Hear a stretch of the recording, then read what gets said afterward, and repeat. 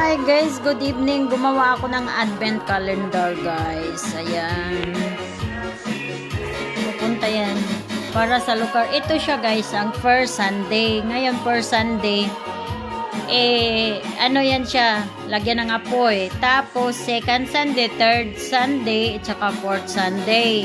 Pag ngayon, bukas ko padadalhin ito sa aking coffee shop kasi hindi ako nakagawa, 'di ba? Gumala ako, kararating ko lang kaya ayan. Gawa ko lang 'yan, guys, kasi ang mahal kaya bumili. Yung 4 na kandila 'yan, guys. Alam mo 6 euro na yan, guys. So, 306. Ang mahal ng kandila. Dati magkano lang yan? 250 lang yan. Ngayon, double